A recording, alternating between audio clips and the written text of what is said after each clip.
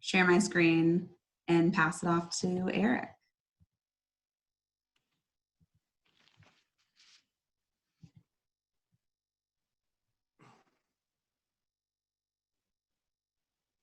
Hello, my name is Eric Sieber. I'm the director of the Center for Health Outcomes and Policy Evaluations, and we'd like to welcome you for the second installment of our learning series, lies at sort of the intersection of both addiction and reproductive health for women. Here in Ohio, we have concurrent both unintended drug overdose and infant mortality crises that put us, in 2018, we ranked what? 5th in overdose deaths and then 10th in infant mortality here in the United States. With the reproductive health of women with substance abuse disorders just sort of falling right there at the center of both these crises, we're hoping this series can inform best practices, in an ideal world, even improve the health outcomes for this special population.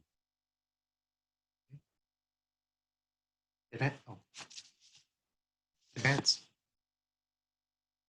Yes, we'd also like to thank our partners who are able to make this happen and have dedicated all the resources for this. So thank you to our partners, and I'll pass off to our first panelist. Thank you so much, Eric. I just want to go over some technical info first. This session is being recorded and will be emailed out to all of our attendees, and slides will be available via our website and will also be emailed out. This is a webinar format, so all the participants are automatically muted and videos disabled. So that being said, if you would like to be unmuted at any time to ask a question, ask me in the chat and I can do so. Please enter any questions into the Q&A function regarding content. That's the best way to ensure that your question gets answered. If you have any technical difficulties or questions related to slides, CEUs, that kind of thing, please use the chat function. And also regarding CEUs, please complete the evaluation that will be emailed after the webinar series is over, and certifications will be sent at the end of the series. Here is our agenda for today. We have some awesome panelists. I'll allow each of them to introduce themselves at the start of their presentation, and we've allowed for time for Q&A, both at the end of each panelist presenting individually, but also at the end. So with that, I'm going to stop sharing my screen and pass it off to Dr. McKenna.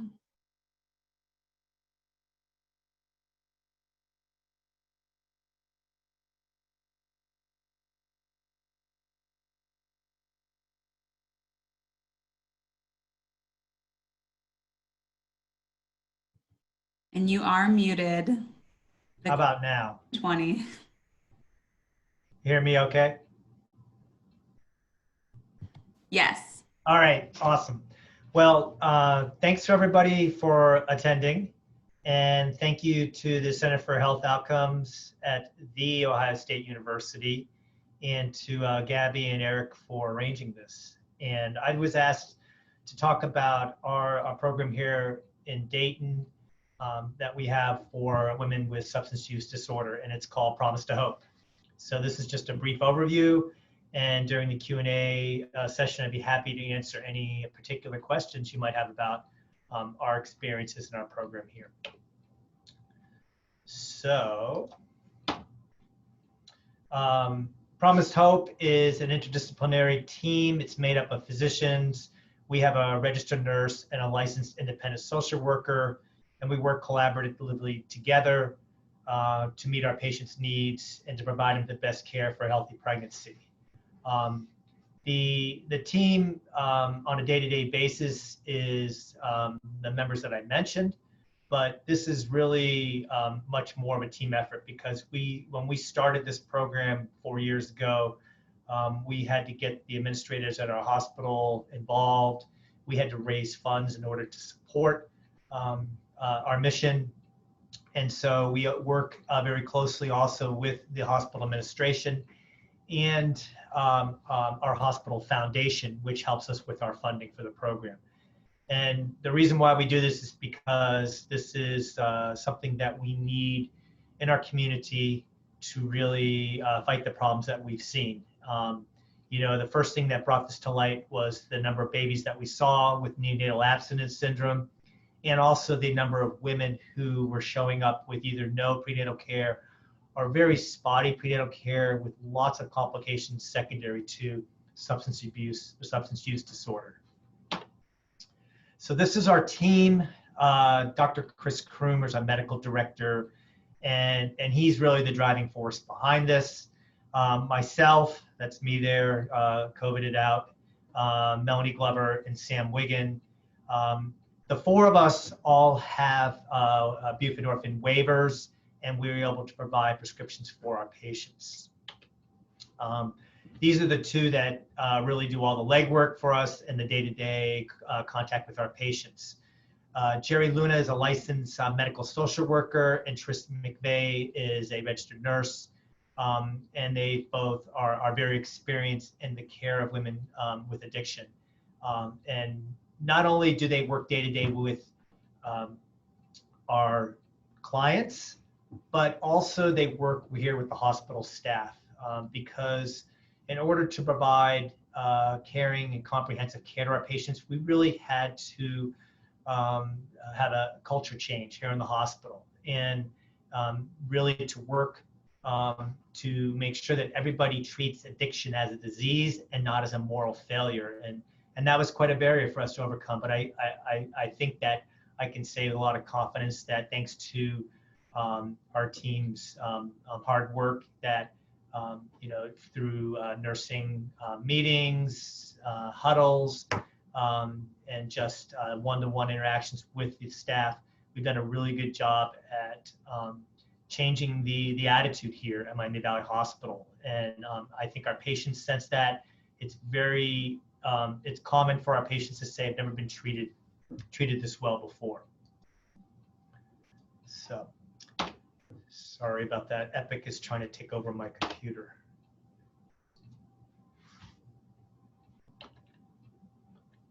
Here we go. So we serve pregnant women who are diagnosed with an opiate use disorder. And that's how this program got started. The Miami Valley Hospital used to have a program called Born Free. It was initiated back in the 1990s due to the crack cocaine epidemic. When that kind of ran its course, funding for that was discontinued. And then lo and behold, we had the opioid epidemic. So we started this to deal primarily with women who are using heroin, fentanyl, or over-the-counter or street pain medications. We've recently expanded it to not just encompass opiate use because we hope someday that we're going to get a better handle on this and that won't be a pressing issue. But there's probably addictive disorders are not going to go away. So we've expanded this to include, you know, women who have addiction to other substances so that we can continue to provide this assistance. So the 6 things that we do, care coordination, case management, advocacy, partnership, education, and support. Those are the foundations of what we're offering, and really what we're offering is hope to women who have had hard lives and really have not had advocates like we try to provide before in their lives. I'm going to talk about each one of these just briefly individually. So hope, believing in things that can change. So our care coordination, we assess patients' bio and psychosocial needs as related to their addiction recovery and their readiness to change. And we connect patients to the community recovery agency of their choice, and we coordinate the scripting of their medical assisted therapy services. So we are not a treatment center. We, when we set this up, we really wanted to be more of care coordinators and utilize existing resources in our community. Dayton is not that large of a city, and we felt that this would be more likely to be successful with this type of a model. So we use community MAT providers. We initially see a lot of patients who come to us because they're pregnant and they heard about our program. We get them stabilized, induce them on buprenorphine usually, unless they have a preference for methadone. And then one of the 4 of the physicians with the waiver will write a prescription to bridge them until they could be seen by their long-term MAT provider. We have weekly case conferences with our partner organizations to keep really a pulse on how patients are doing.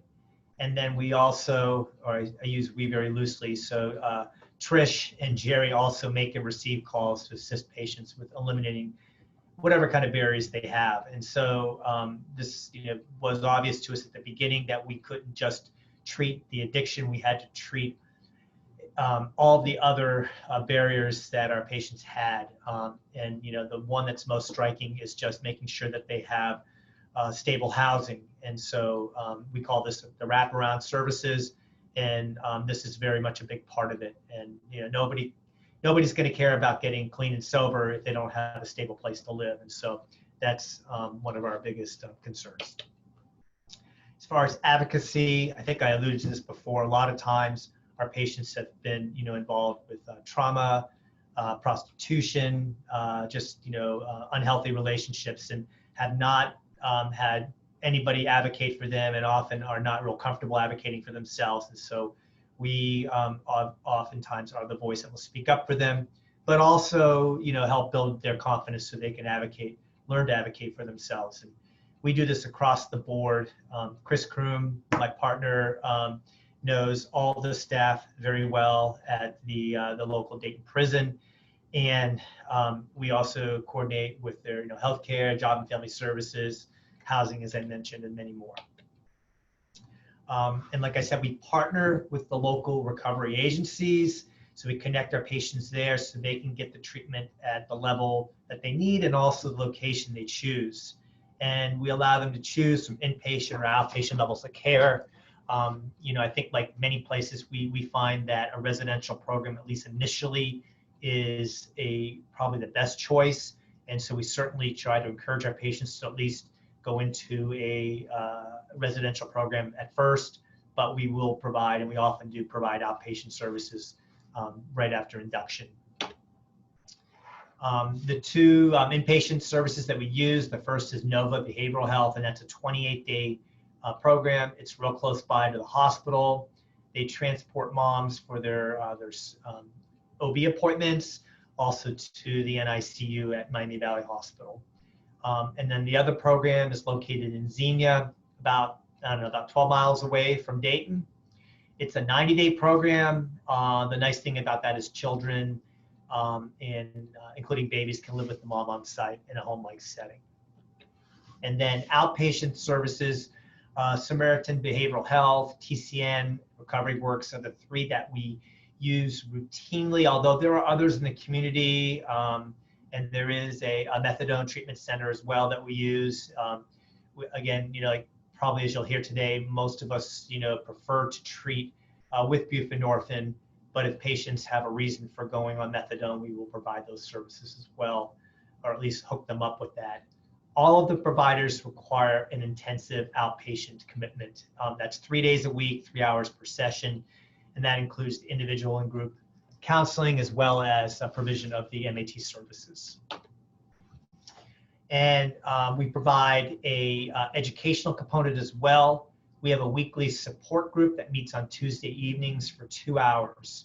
There's a rotating schedule of speakers, so we'll have somebody from the NICU come in quarterly and talk about NAS, what to expect, what moms can do to help participate in the care of their children with NAS. We also have just basic education about addiction and recovery, pregnancy, delivery, pain management during labor, pain management if you have a C-section. We also have representatives from Children's Services come in to talk about what their role is and whether or not there's going to be any concern regarding the patients taking their children home. We also have breastfeeding education. And this is proved to be quite popular. In fact, Dr. Kroom runs it, and he usually starts it for about 10, 15 minutes, and then the women kick him out. It's a very good example of a room full of empowered women. And we have clients who are postpartum, even 1 or 2 years out, who will come back with their kids and kind of speak as a graduate of the program and provide encouragement to women that are currently pregnant. So just a little bit of data as far as breastfeeding. 75% of our promiscuous moms who are eligible choose to breastfeed. We believe this is really important. We don't discourage it if they're still on MAT, and we provide counseling to our coordination with the neonatologist to make sure that can be successful.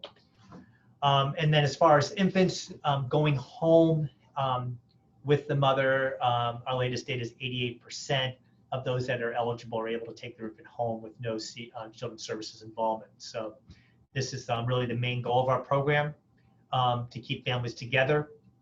And we're feeling pretty good that we're being successful at that. So with that, I'm going to finish up. Those are the contacts for Trish and Jerry, and they're really, again, the ones who do all the legwork and know the nuts and bolts of our program. Sometimes as physicians, I just, I let them tell me what I need to do. And I've learned a long time ago, if you listen to your nurses, you'll probably do okay as a doctor. So with that, I'll go ahead and end. And again, I'm available for questions when we have the panel. Thank you very much. Thank you. It looks like we had one question come in. What do you do for moms whose stage of change is not consistent with IOP LOC?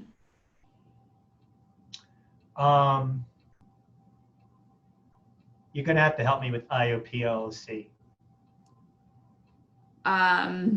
Kelly Steele, who asked the question, can you clarify? This is not my area of expertise.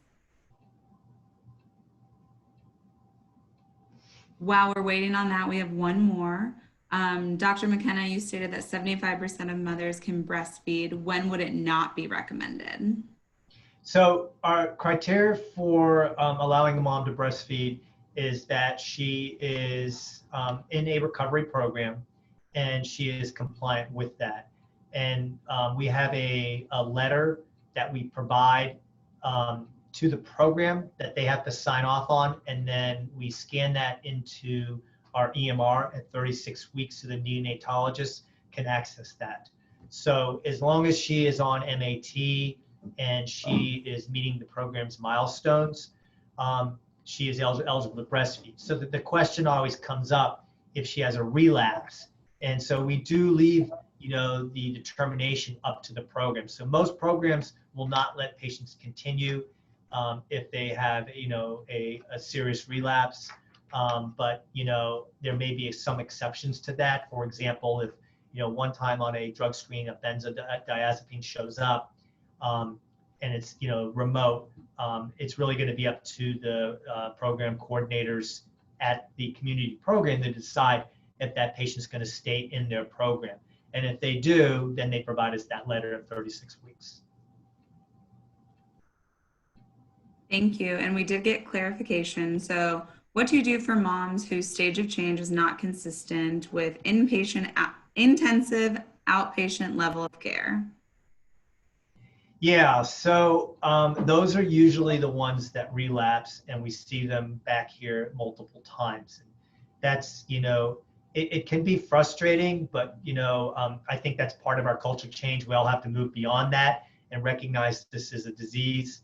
And sometimes they're just not ready. But yeah, and I'm sure, Mike Marcotte has similar experiences. We have a very similar patient population where we'll get patients admitted, we get them stabilized on buprenorphine, they decline residential treatment, they want to go to an outpatient center, they might go a few times and then they start using again, and then they end up back at our hospital, a week or a month later, same story. I've read somewhere sometimes it takes 10 times to get somebody successful into recovery. So they have to fail 9 times first, and so I try to keep that in the back of my mind, and just treat them respectfully, and give it another try. But I don't have any other kind of magic solution to that. That's a very difficult situation. Thank you. And we do still have 5 minutes worked in for Q&A. So if it's okay with you, I'll keep going until we run out of that 5 minutes. Sure, no problem. And just a reminder to all of our participants, please put your questions into the Q&A, not the chat, simply because they can be missed in the chat. So if we want to ensure that they're all answered. So next, what do you recommend for pain management during labor and delivery?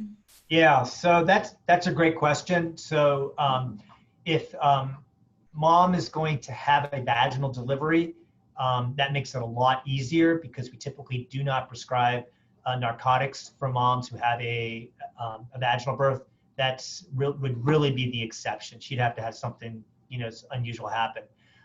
So usually we continue their MAT and use nonsteroidals and acetaminophen. For labor analgesia, an epidural is also appropriate. For those undergoing C-section, we discuss this with them in advance if possible. That's why the group meeting is real important, because no mom knows if they're going. A lot of moms don't know if they're going to have a C-section. They may be planning on a vaginal birth but still have a cesarean birth. So for cesarean birth, we do continue their MAT, but also we may add doses of narcotics as appropriate for their level of pain. But we quickly will wean them off.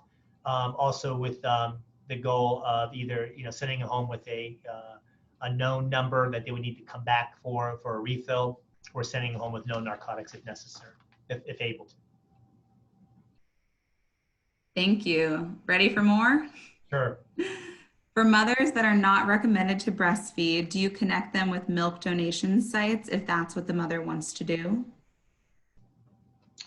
That's a great question.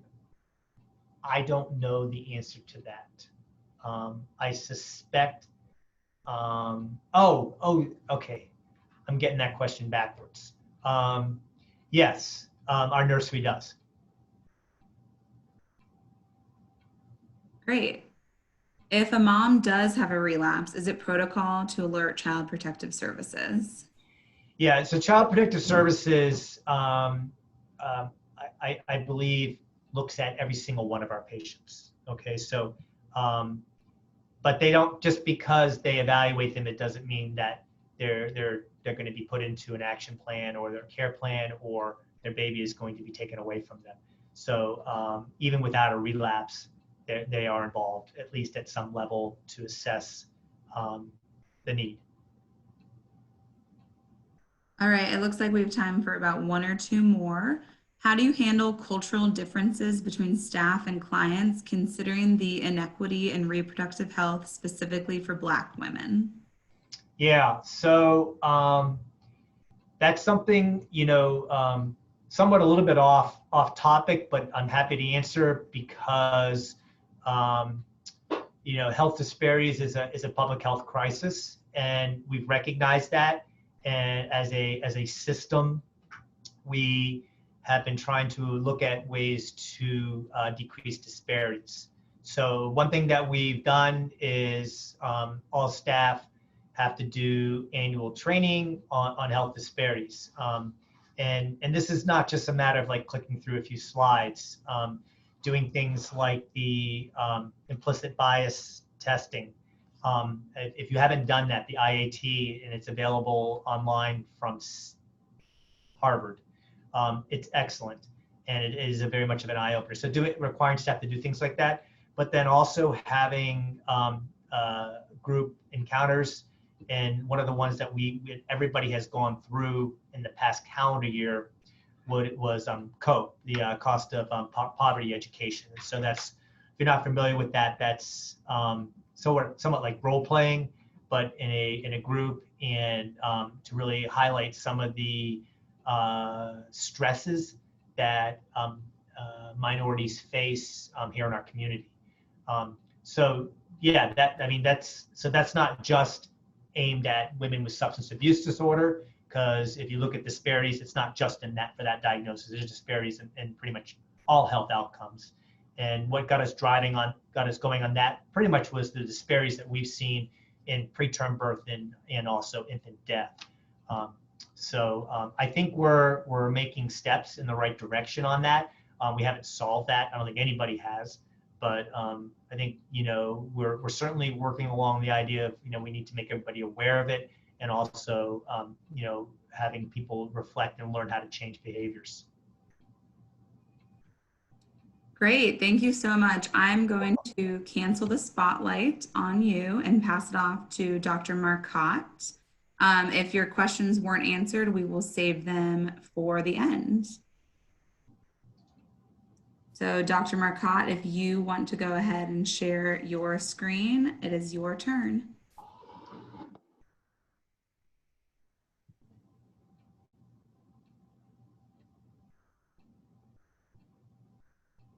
Okay, I want to make sure everyone can see my screen. We can, or at least I can. Okay, so thank you so much for having me to speak today, along with Dr. McKenna and the other speakers. I'm going to speak about our program, which is also has hope in the word, and our program has been around since 2008. And I practice, our program is at one of the largest maternity hospitals. It's a tertiary center in Cincinnati, Ohio.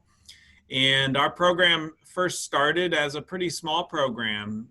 Back in 2008, we had really just a few patients a year that were presenting that had substance use disorder and were pregnant. And I got interested in working with this patient population. I'm a maternal fetal medicine specialist. I got interested in working with this population because I did a quality improvement project looking at trying to identify and change which patients were not receiving prenatal care during their pregnancy.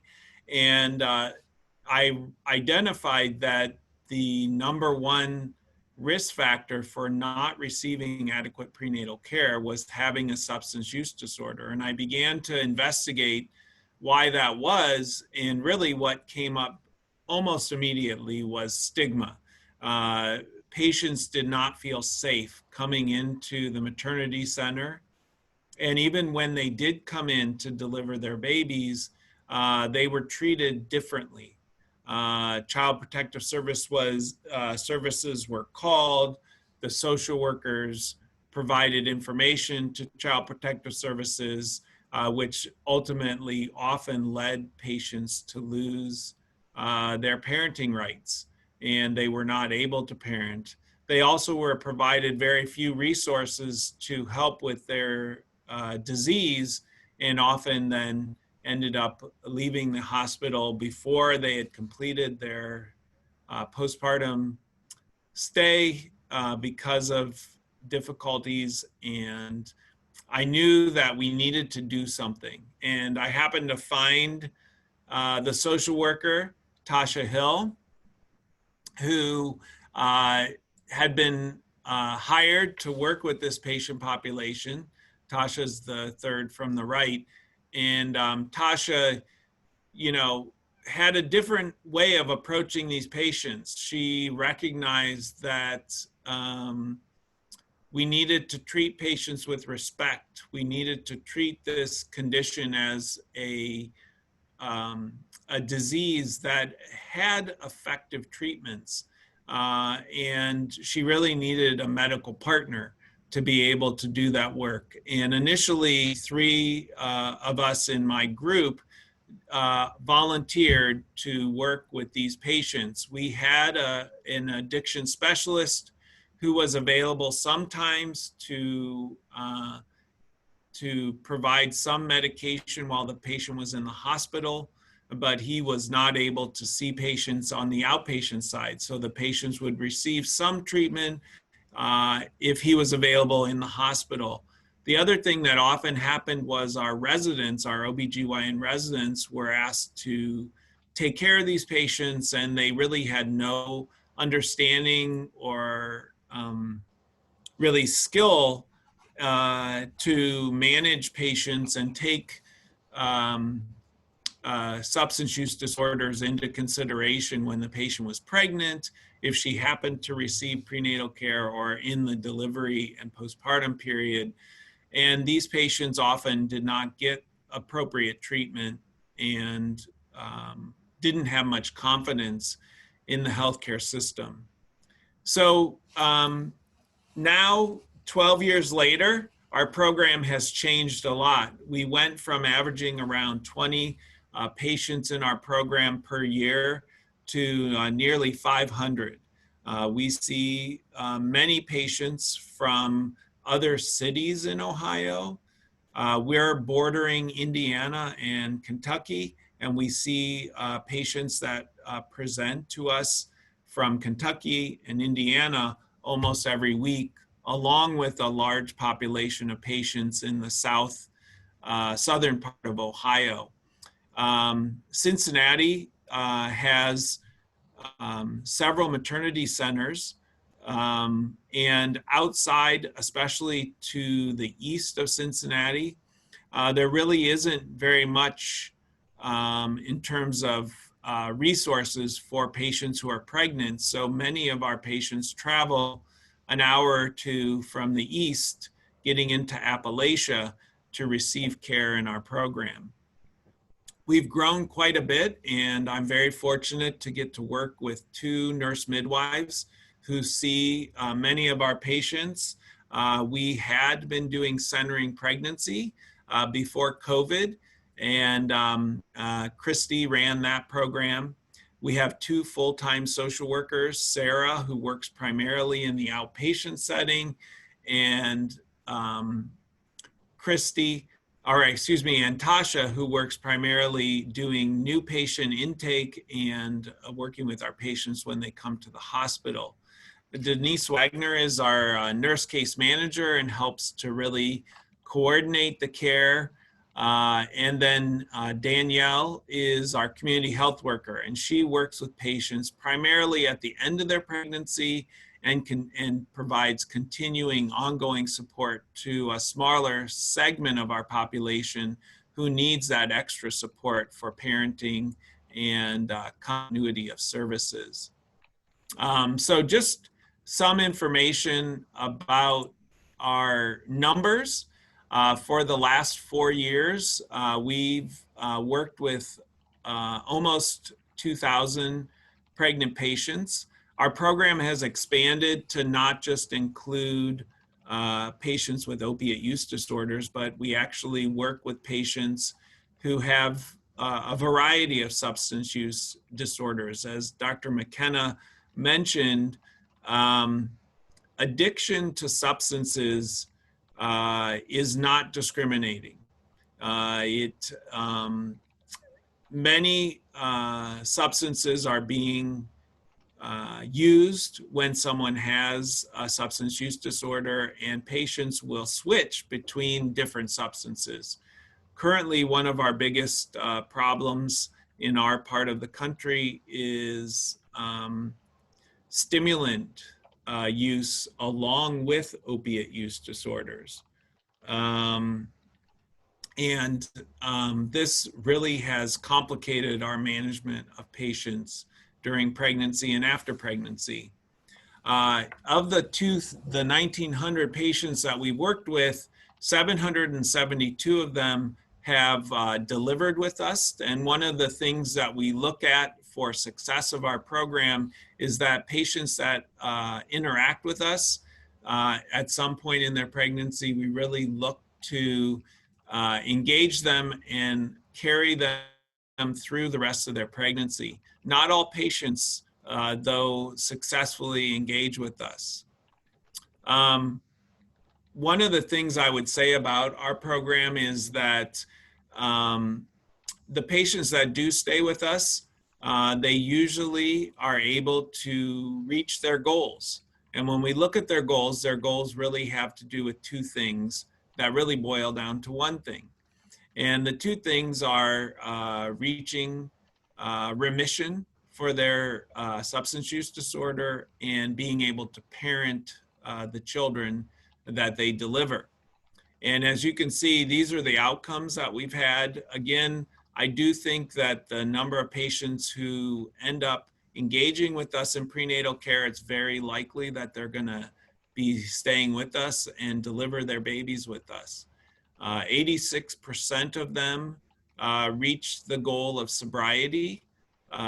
Many of our patients now are coming to us from treatment centers where they're already in remission from their substance use disorder and are able to maintain their remission through delivery and the postpartum period. Our rate of neonatal abstinence syndrome is about 23%, and that's been very stable over the last 5 years. 64% of our patients are able to leave the hospital without any child protective service involvement. The majority of the other patients have some type of a safety plan, and about 7 to 8% of our patients choose adoption. 52% of our patients suffer from hepatitis C, and I think that reflects the severity of the condition of the patients that we work with. So this is our current breakdown of our patients. We have 16 patients that are in that 56 days after delivery period. We have 36 patients in the third trimester and 43 patients that are currently enrolled in our pregnancy program that are in the first and second trimester. I like to use this slide. It really talks about the way that we approach care for our patients. We really see the type of care that we give as a new paradigm. We use motivational interviewing, and we try to be patient-centered. We work with patients to learn about their goals, to educate them about the benefits of sobriety and the benefits of being in treatment. We really try to use the patient's time schedule, not our time schedule. We try to re-clarify multiple times what the patient's goal is and use that to really drive our treatment plan. We don't have preset expectations, and this really gets to trying to change the culture of the way we give care. Because we're in a very large maternity center that has a large population of patients seeking prenatal care, there's a lot of people to work with, and there's a lot of culture to try to change, to try to create knowledge and information about the struggles of patients, their real life experiences, and the barriers that they face to reach their goals. We try to help our teams understand that by partnering with the patient, we actually can reach a higher success rate. And ultimately, we can help our society change to be a place that recognizes the disease of substance use disorder and the best practices to combat the disease and help our patients feel connected. We also really have the philosophy of being willing to begin again. So we don't hold patients to only one try and you're out. We really try to create an open window for them to engage with us and experience what it's like to feel accepted and supported. So the other big factor that we use, and I just happened to develop this slide, really we don't interact with this organization, but I thought that they had really good ways to think about creating an environment in which all of us recognize the trauma that occurs in the lives of patients who have a substance use disorder, but also to recognize that all of us who interact with patients that have a substance use disorder can experience trauma. It is really traumatic for each of us when we truly care and see suffering in our patients. So the 4 components that they speak about, which I think are really good, is being willing to do an assessment of your own organization to find out where trauma might be occurring within your organization, where patients are experiencing traumatic experiences, where the providers might be in situations in which they don't feel supported, where our nursing staff trying to work towards developing a paradigm shift to really look at how can we support each other, both the patients and our teams, creating safe environments, working towards safety, developing self-care and wellness within our culture so that we can take care of ourselves, so that we can be available to patients who really need us, who are experiencing trauma, who feel distress, stress, and isolation. And recognizing that we're all included. It's not just the patient and the provider and the nurse. It's really all of our team members, from our front desk people, from our nutrition staff, from our environmental services. We all have a role to play in creating a safe and trauma-free environment. Recently, I read this book, which I would recommend to all of you, written by John Hari. And it really talks about a different paradigm of what substance use disorder is, and the antidotes that we can use to help us to overcome some of our experiences in working with people who suffer from substance use disorders. And so these are some of the questions that I like to ask. What does your system look like? How does it look when you're providing prenatal care? How about in the maternity unit and in the NICU, in the neonatal ICU? Are you creating a safe environment? Do you recognize that the key to treatment for substance use disorder is connection, being connected? So really, again, my emphasis is around creating a culture that builds trust in relationships and how important that is in the care of these patients. And then, really thinking about how much does it take to create a team that has emotional intelligence? And what are the benefits? Trying to share with our teams, our administration, about the benefits of working towards higher emotional intelligence. It improves decision-making, reduces staff turnover, increases personal well-being, increases leadership abilities, decreases stress, and increases the team performance. And this is what I believe the cutting edge of work with patients in the prenatal setting can look like who have a substance use disorder. So I'm going to stop there. I tried to give, some points about ways in which we really are thinking differently about substance use disorders and pregnancies, and what we need to do to reach a new place in our society where we really work with patients to create a community that is supportive and caring. So thank you very much for the opportunity to speak today.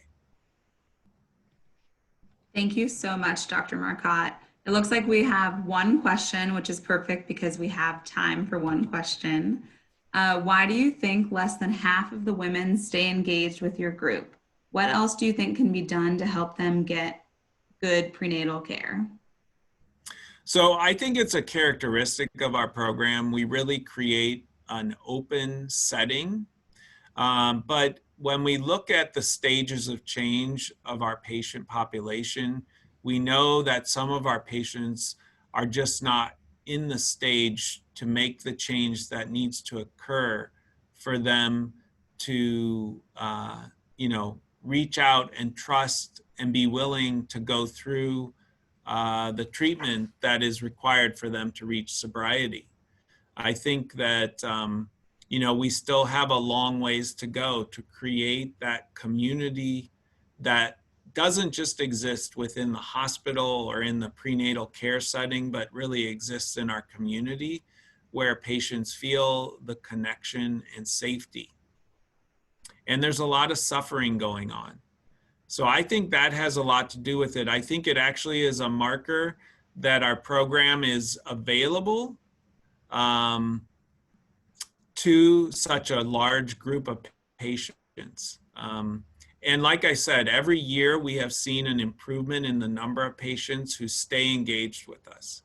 So, I definitely don't think we have all the answers, and I'm always looking for programs that have more context, but I also like to be transparent about the difficulty in caring for this patient population.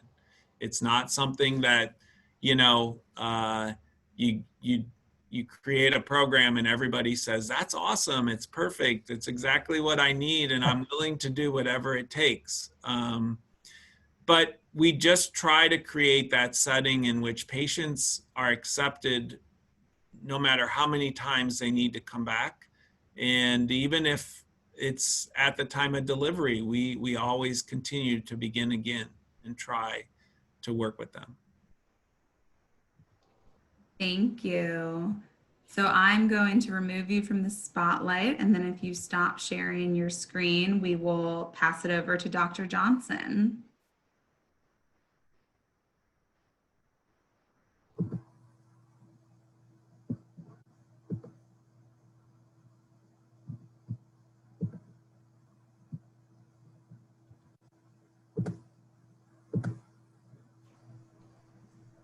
All right, you are on and we can see your presentation. Great. So you see the, okay, I think you don't see my version, speaker's version, right? You see the regular. Correct. Okay, awesome, great. So thank you so much for the opportunity to talk about our program. My name is Elisabeth Johnson. I am a family nurse practitioner by training. I've been at Horizons for about 7 years now. Hendrée, who is our executive director, she and I came the same year. She is unable to join us today, but she sends her greetings. So I'm going to talk a little bit today about the program that we have, the work that we do, and some thoughts that we have about future directions. So a little bit about our history. So UNC Horizons, we are affiliated with the University of North Carolina at Chapel Hill. And this started in the early 1990s when the North Carolina General Assembly used some newly available federal and state substance abuse dollars to fund several gender-specific treatment programs targeting perinatal substance use.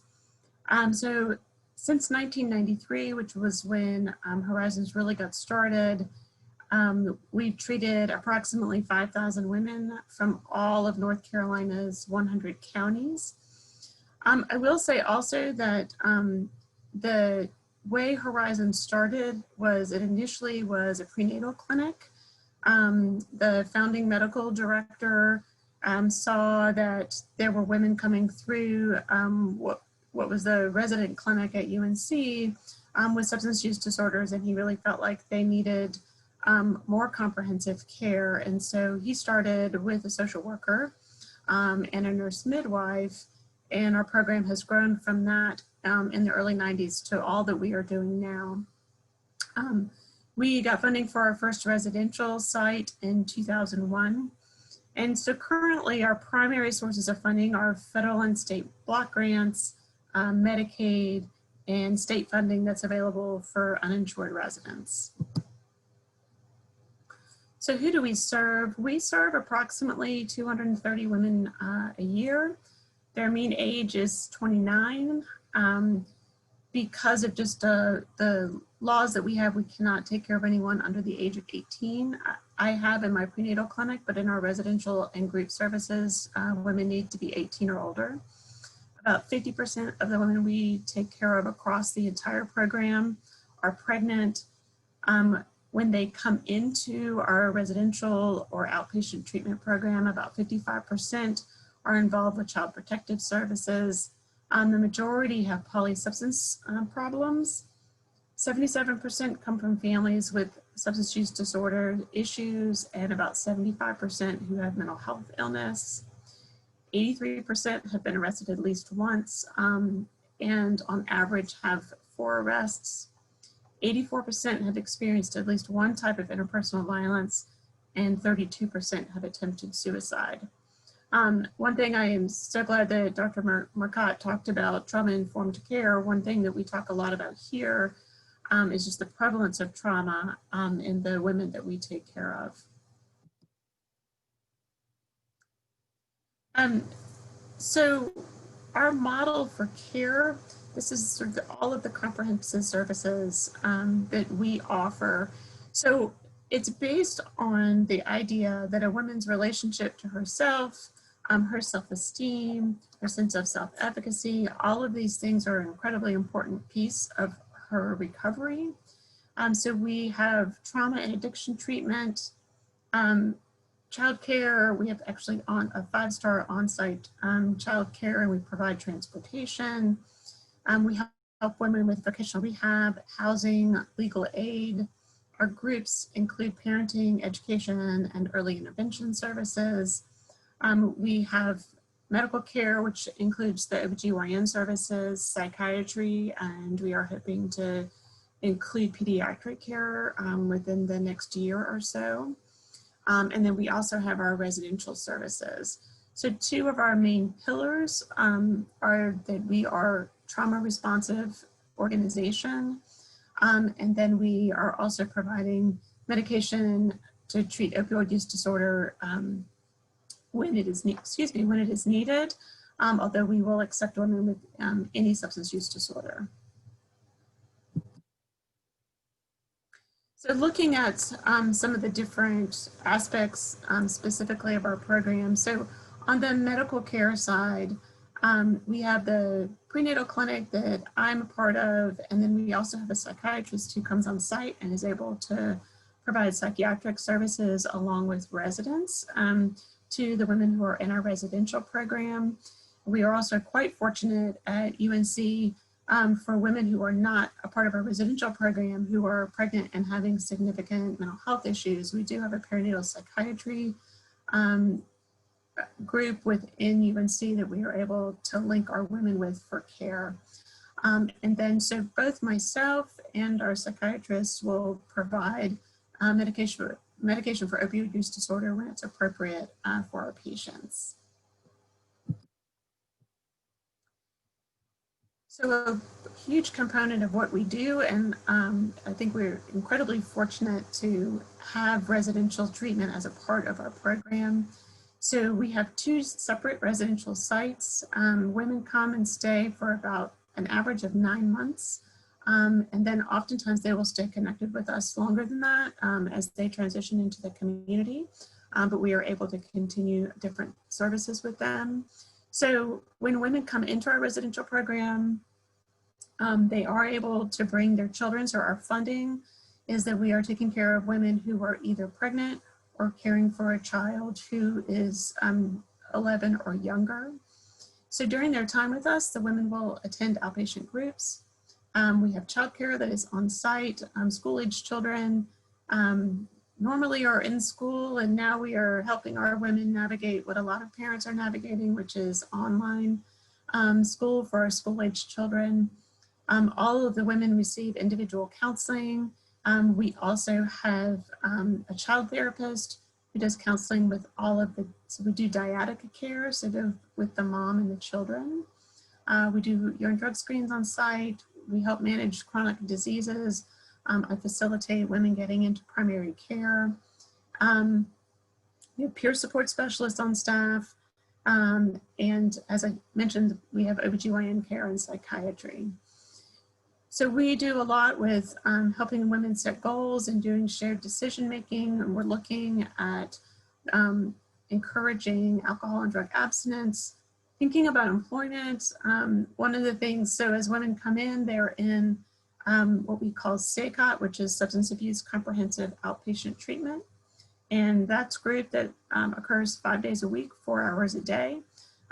Was in person pre-COVID, and now we're doing our groups via Zoom. And that has been going really, really well. But so when they come in, they start with that, and then they transition after about 4 months to doing IOP, which is 3 days a week, 3 hours a day. And on the 2 days a week that they're not in group, the idea is that they will be either looking for a job or perhaps getting some additional education that will help further their path for employment as well. We do a lot to help women resolve or address legal issues that maybe they have put on the back burner during their active use. We help women secure housing. We teach parenting skills, help them address their physical and mental health needs of both themselves and their children. And we have a lot of women, we'll talk a little bit more specifically about statistics, but we are help them to get their cases with CPS resolved, ultimately with the hope for reunification. Sometimes with a lot of our women will come in and have children who are with them in the program, and then they all have other children in the community. And we are oftentimes successful with reunification for the children that are in the community. So talking specifically about some of our groups, we base our curriculum on the health and wellness and recovery from SAMHSA, who identified 8 dimensions of wellness for everyone to incorporate into their lives. The dimensions are emotional, environmental, financial, intellectual, occupational, physical, social, and spiritual. So with that in mind, we are working hard to have our groups reflect that. So some of the evidence-based curricula that we use are listed here. We do a lot of trauma work.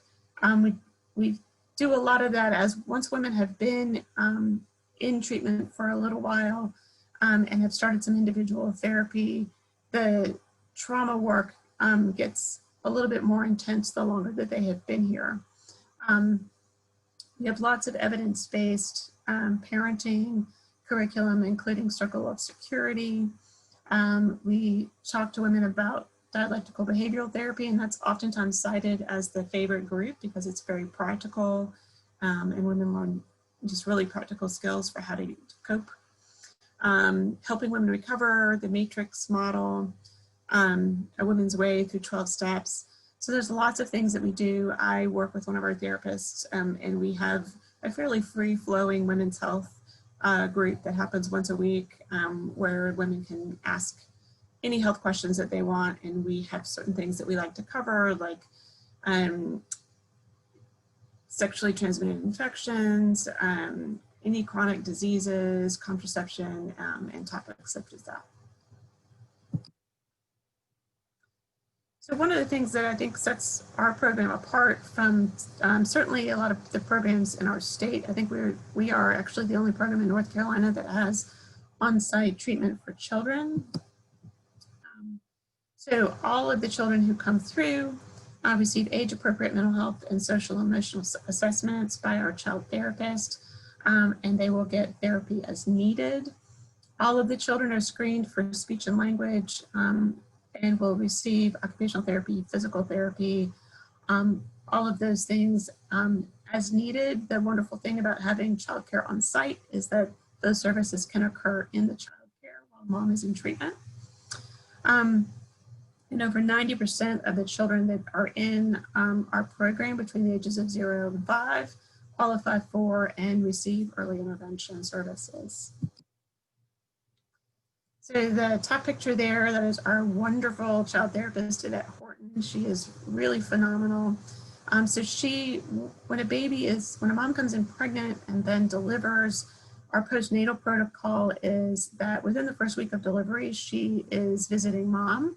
Sometimes that's in mom's apartment when she's in treatment, but if we have a baby that needs to be in the hospital or in the NICU, for any reason, she does the visits there. She helps mom learn how to focus on the infant strengths and learning cues. And then she continues, once the first few weeks have passed, to continue parent education. And then at around 6 weeks, if the babies are needing any kind of early intervention services, we start trying to get some referrals started at that point. And then she continues to support the dyad with weekly child-parent psychotherapy for the entire time that they are with us. And there are times when women transition out into the community that she will continue to stay in touch with the families. Oops, sorry. So how do we measure success? This is something that we get asked all the time.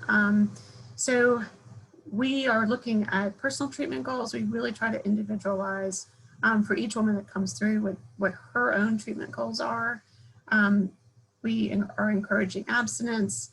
The primary goals for many of our women are housing and employment and education, CPS case status, looking at legal status, birth outcomes, and then all of the knowledge and skills that they learn while they're with us. One thing that we're very proud of is, and I'm sure this is probably true for the programs that are presenting when you are looking at the success of prenatal care. So in the blue, that is our birth outcomes, just looking at prematurity and low birth weight. And that's in comparison to a general population of women with substance use disorders who are untreated. And consistently over all of the 7 years that I've been here, and it preceded me as well, the birth outcomes for UNC Horizons are better than the state of North Carolina averages. So thinking about our graduate, the family outcomes, so about 77% of the women in the residential program had a job when they left. 95% of the families either maintained or improved their CPS case status. And if it was maintained, they were doing well. And we have had women come in who were sort of on the verge of having their parental rights terminated, who have been able to go on and have that resolved and keep their children with them.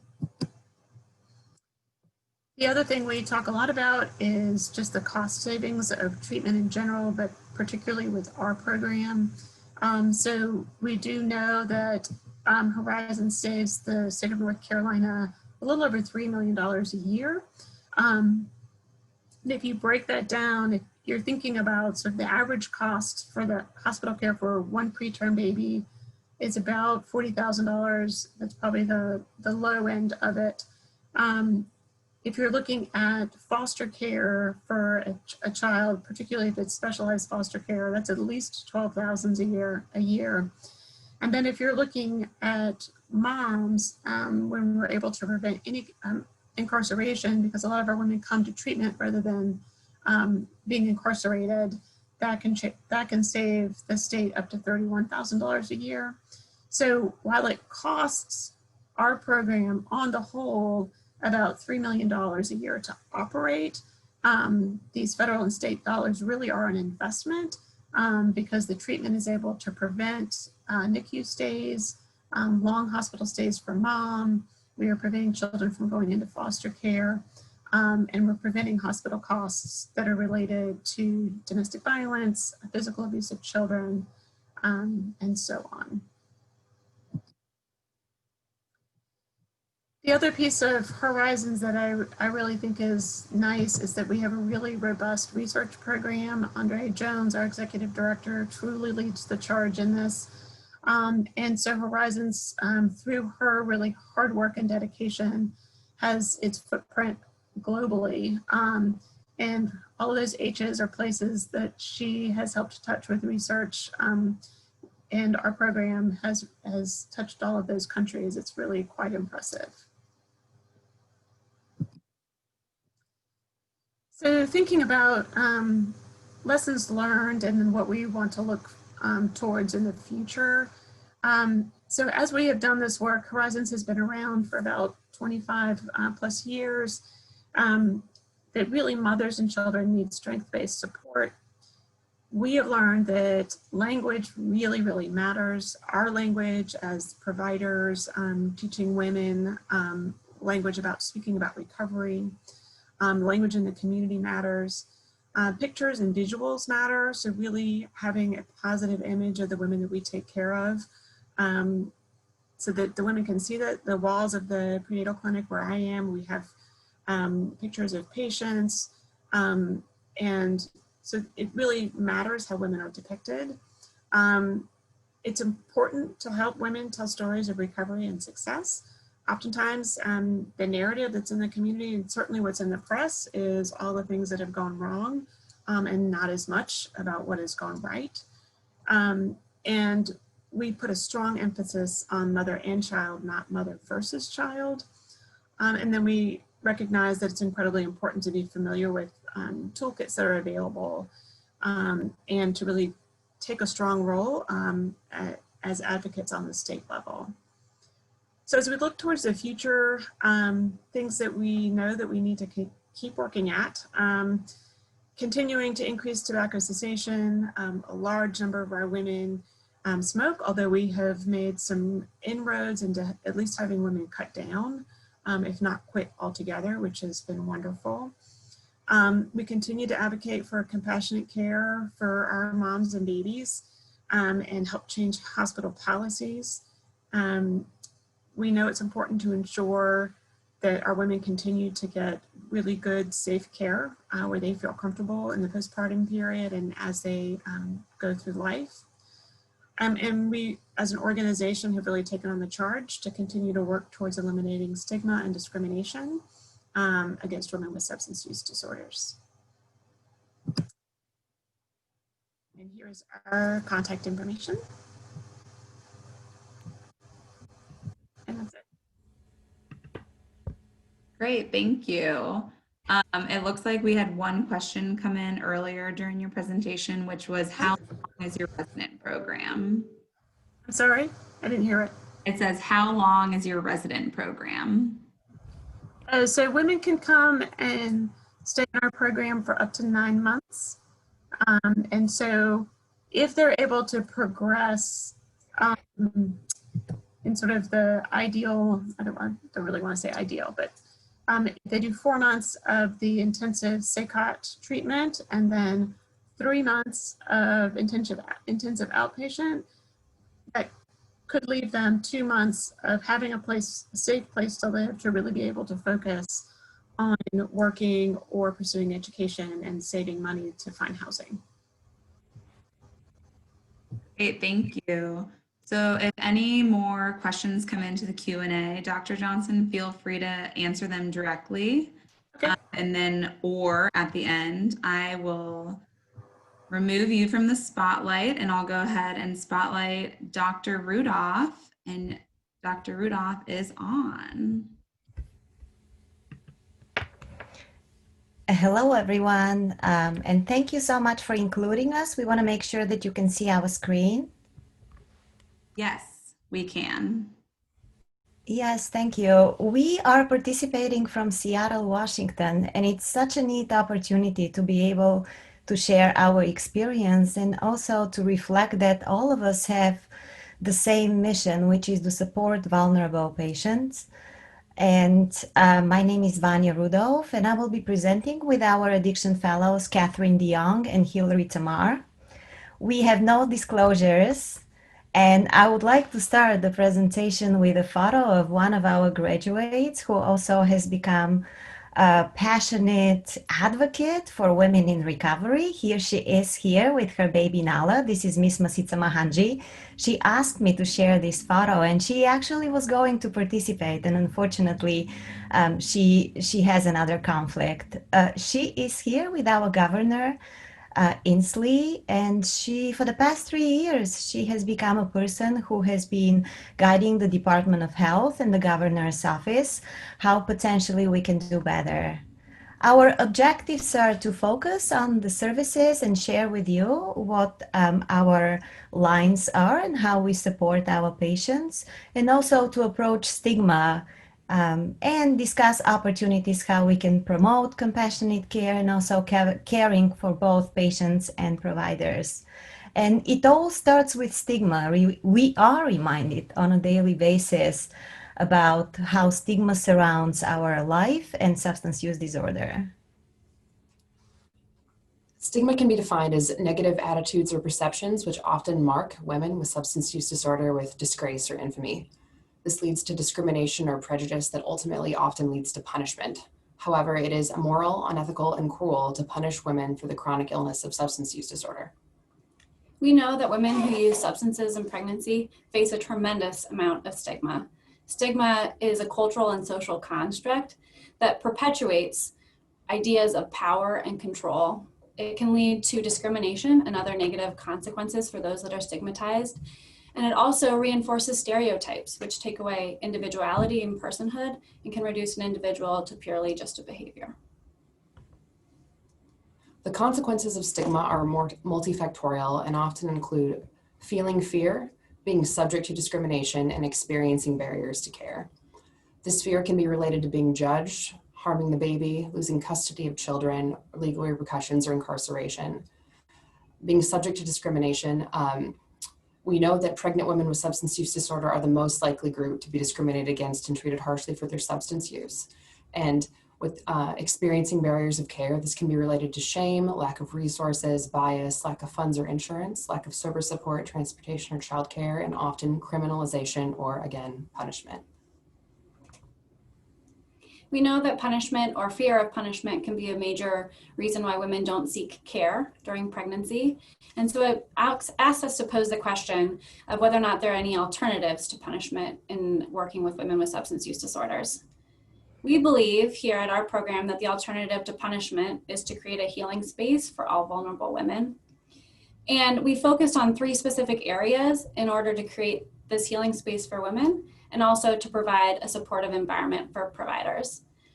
These 3 areas include overcoming stigma, improving access to care, and then really providing support and wellness for our providers.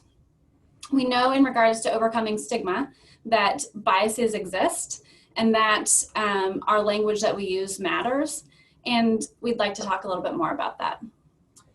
One of the easiest places to address provider bias is with our words. One, to avoid discrimination and to create the healing environment that Dr. DeYoung mentioned, but also to model how we would hope that people in the community would talk about women with substance abuse, and also that how we hope the women would talk about themselves. So we try to avoid saying things like drug abuse, drug addict, druggie, or junkie because they label people by their behavior and they take away their personhood. We try to avoid saying things like clean or sober or dirty urine because people are not clean or sober, they are just people. And we try to avoid saying things like these moms or these babies because it refers to our patients as the other and makes them different from us. Instead, we try to use phrases like substance use disorder or a person with substance use disorder because it puts the person first. We could also say person in recovery. We try to say positive drug screen rather than clean or dirty. We say women with substance use disorder or a baby or infant born to a woman with substance use disorder. We know that trauma is an important part of the story for many of our women, and that recognizing and addressing trauma is important to help facilitate treatment and ultimately healing.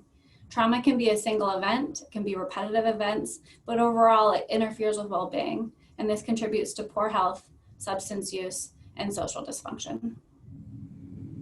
And as all of you can see, Hillary, she can wave, so all of you know who she is, and Catherine, they are new fellows who are very passionate to make a meaningful difference in our patients' lives.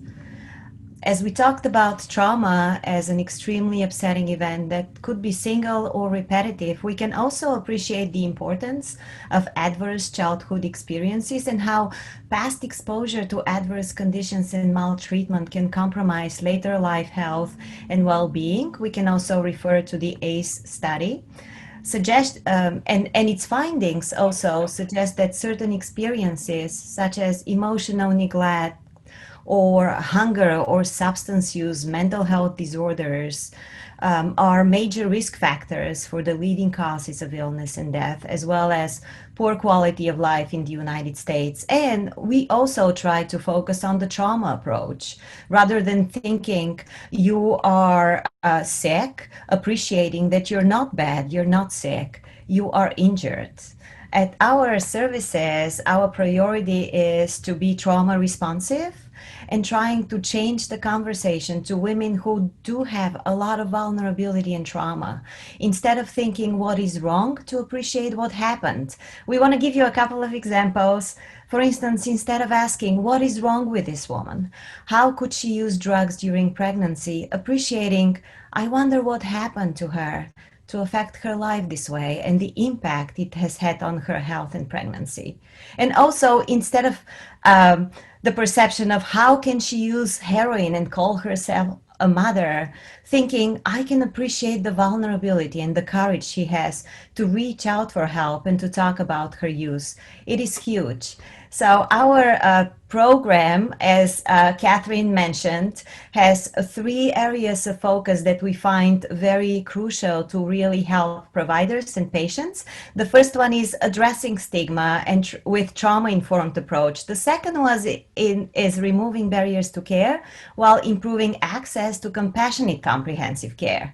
And we have been working on a longitudinal framework that provides innovative value-based model with strong emphasis on evidence-based treatment, mental health, and also perinatal and substance use disorder services that also support postpartum women. And in addition to the fathers of the babies and the families, we also will share with you a really nice model that we created. It is called Compassion, and how all together could be bundled to really help patients have good self-care and efficacy while feeling healthy for themselves and their families.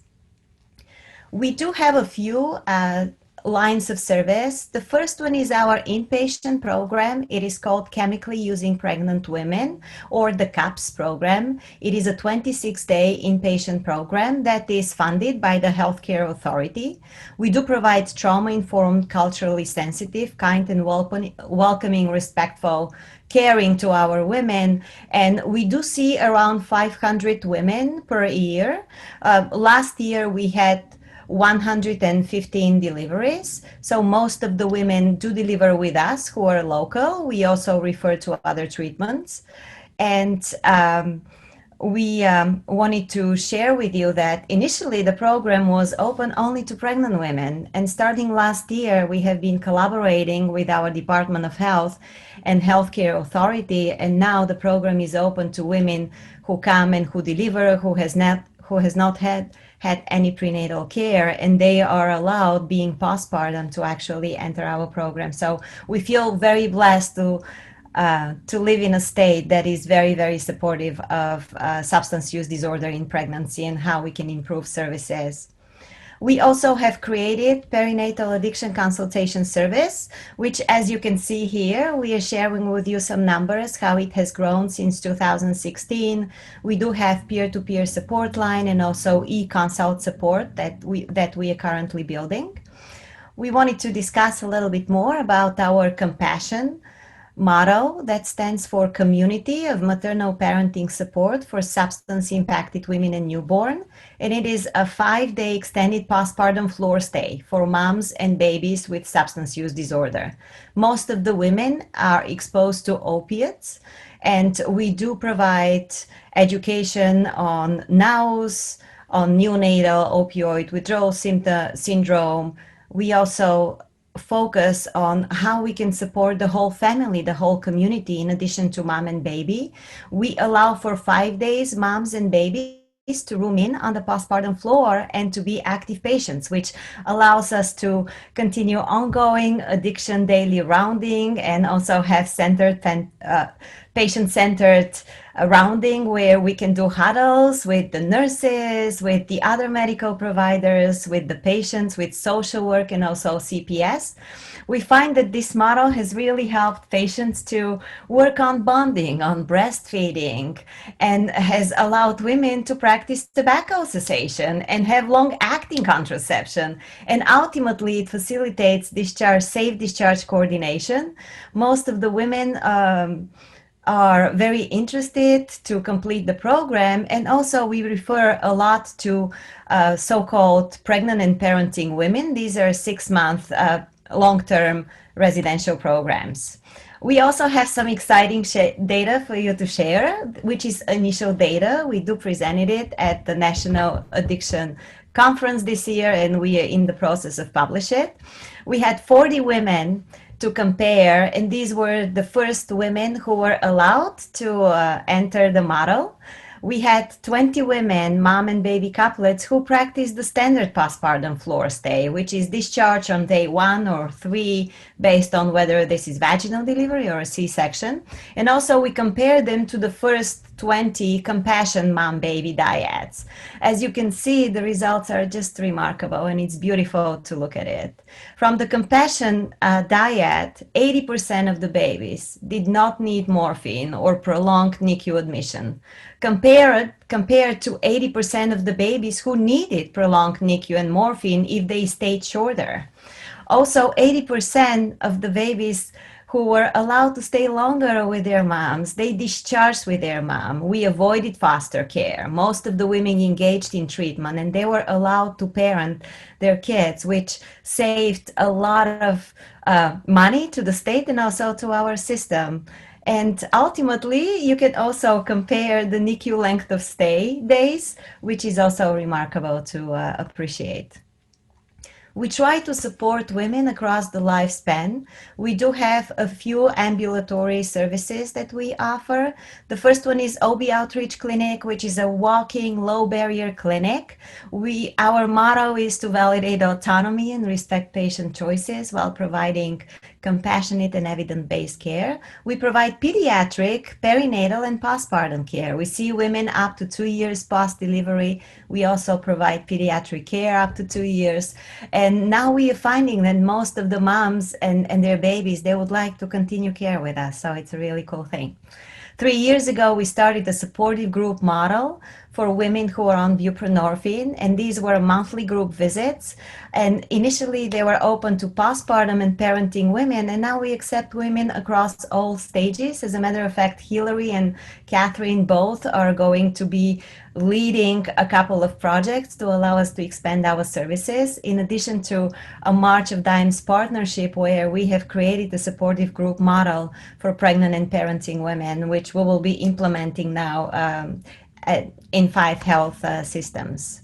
The third area that we find that is very important is how we also support providers.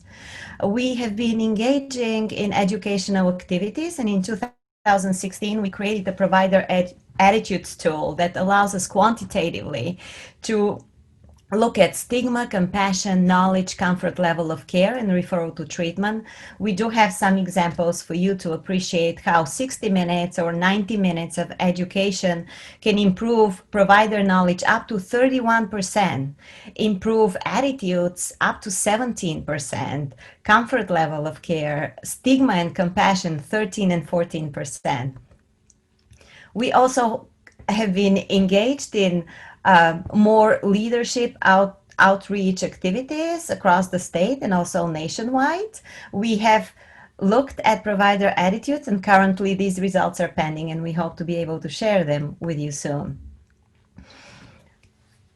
At the beginning of 2019, we thought, what can we do to really help and support providers? So we started this wellness project with pre-intervention survey where we talked about how providers are affected by secondary trauma, burnout, what kind of things we can do better. So our goals were address burnout, talk about compassion fatigue, what can we do better, and also appreciate secondary trauma in a healthy, supportive environment. And here we would like to share with you a few of the little cute things that we are doing. For the past almost 2 years, every Wednesday we have fresh berries. These could be blueberries, strawberries, or raspberries, which reminds me that actually today is a Berry Wednesday. And you can see that Catherine and Hillary are smiling because people, whenever you appreciate antioxidants or even just fresh fruit, it really makes you smile and helps you practice wellness. We also are practicing walk the talk, which is 15 to 20 minutes interdisciplinary walks where we invite nurses, counselors, medical providers, whoever can, to come and just take a walk with us outside, where we appreciate each other and we try not to talk about work. We do team huddles, we practice gratitude. We created this gratitude wall with photos of our patients and our staff and nice moments to really help you appreciate what we do and also to find meaning in our work. We are engaged in potlucks. We try to dedicate vacation and family time and be flexible and also trying to set healthy boundaries. And in March of 2020, we had a post-intervention survey and we will share the results with you. So this is one of our ARS team huddles where we try to be present, focus on how we can be mindful and be a healer, and also be very kind and open and check in and honestly just say how you do. It is okay when you have a bad day. Talking about it makes it really makes it brave and shows courage and also allows you to show empathy.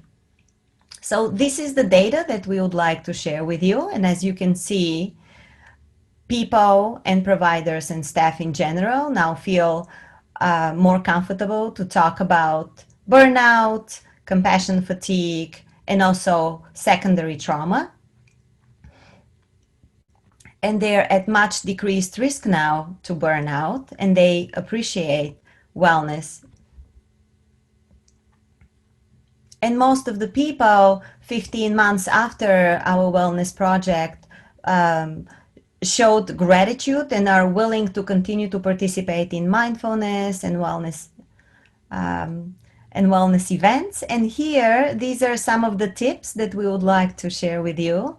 How we prevent stress, burnout, how we practice self-care, create a supportive environment, how we learn to say no with compassion, forming firm boundaries to avoid increased stress and problems, using humor, laughter, and also creating non-medical hobbies that allows us to be social within each other.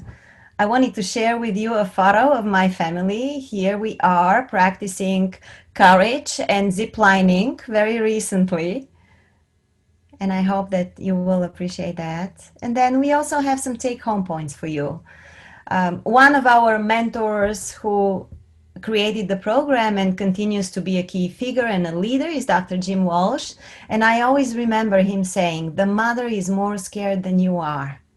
So to all of you today, thank you for participating. And I hope that you appreciate that you are leaders today to learn how all of us can support women who are marginalized and have been stigmatized all their life, and how we can be healers for them, not only providers, how we can be trauma responsive and compassionate in a special way to allow women to achieve their dreams and to find meaning while being there for their kids and their families.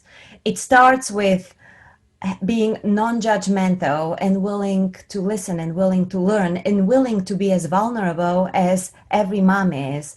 And also zero separation. As you can see, compassion and compassion model really works. And we are also very grateful and very happy to share with you that our Washington state now is willing to implement our compassion model across the state.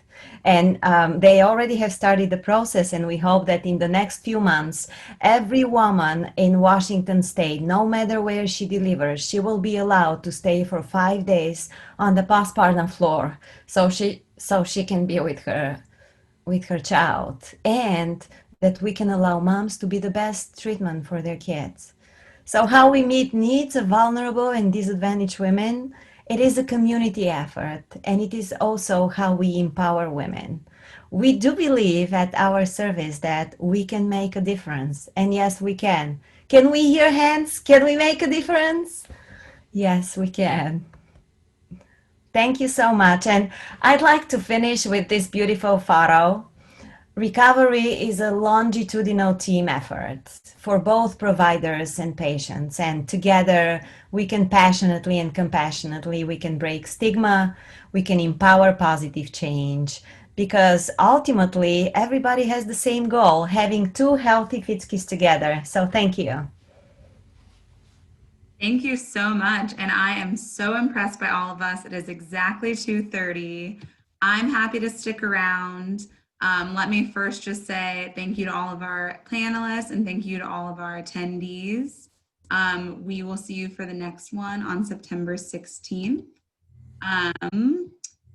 And feel free to hop off if you need to, but I will be here and any panelists may want to answer remaining questions. But thank you so much. That was so great.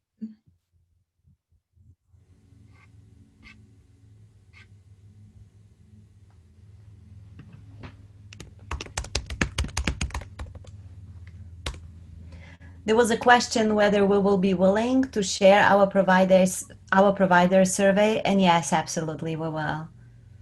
Thank you.